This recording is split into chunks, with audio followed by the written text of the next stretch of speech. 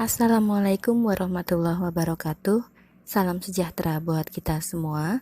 Bertemu kembali dengan saya, Kuslina, pada mata pelajaran geografi.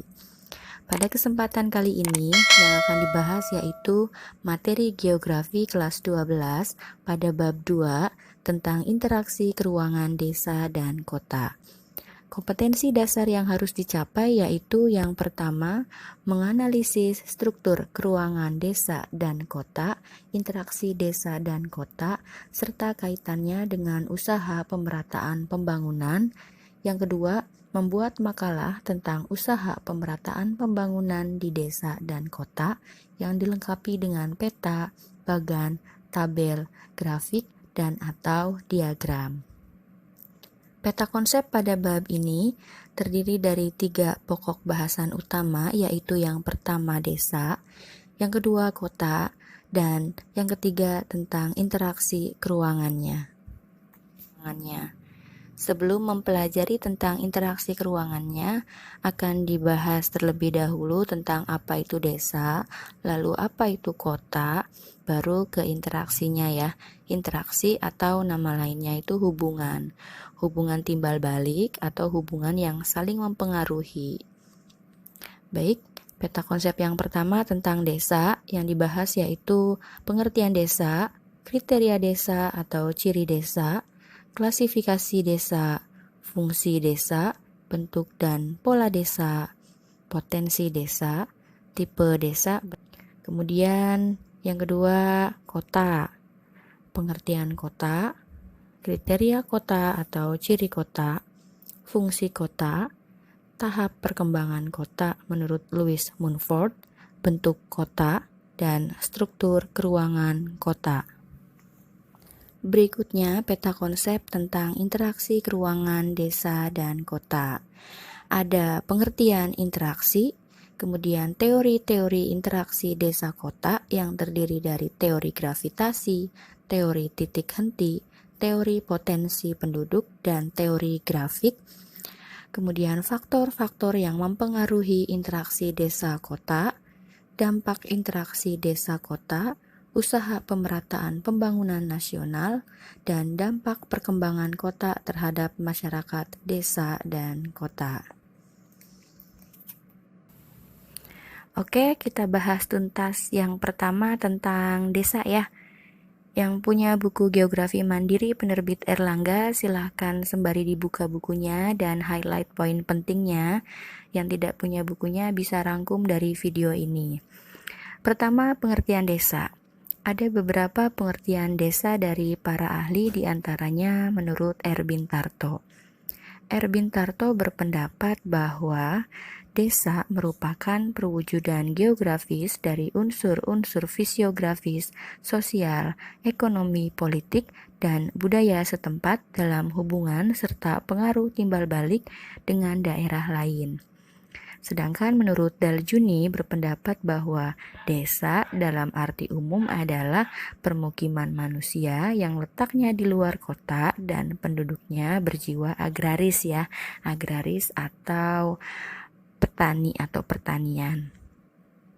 Dan satu lagi menurut Undang-Undang RI nomor 6 tahun 2014 dijelaskan bahwa desa adalah kesatuan masyarakat hukum yang memiliki batas wilayah yang berwenang untuk mengatur dan mengurus urusan pemerintah, kepentingan masyarakat setempat, berdasarkan prakarsa masyarakat, hak asal-usul, dan atau hak tradisional yang diakui dan dihormati dalam sistem pemerintahan Negara Kesatuan Republik Indonesia. Berikutnya kriteria desa atau ciri-ciri desa. Yang pertama, ciri-ciri desa menurut Direktorat Jenderal Pembangunan Desa, yaitu pertama, perbandingan lahan dengan manusia cukup besar. Kedua, sektor pertanian merupakan lapangan kerja yang dominan. Tiga, adanya hubungan yang sangat akrab antar warga. Dan keempat, masih berpegang teguh pada tradisi yang berlaku. Berikutnya kriteria desa menurut Peraturan Pemerintah Republik Indonesia Nomor 15 Tahun 2010 tentang penyelenggaraan penataan ruang, yaitu yang pertama fungsi kawasan produksi pertanian kabupaten, kedua sistem jaringan prasarana pendukung kegiatan pertanian, 3. Aglomerasi penduduk yang bermata pencaharian petani, nelayan, penambang rakyat, atau perajin kecil. Kemudian tatanan nilai budaya lokal dan berfungsi sebagai penyangga budaya dan lingkungan hidup bagi wilayahnya. Dan seterusnya sampai bentang alam berciri pola ruang pertanian dan lingkungan alami. Bisa dilihat ya di dalam tulisan tersebut.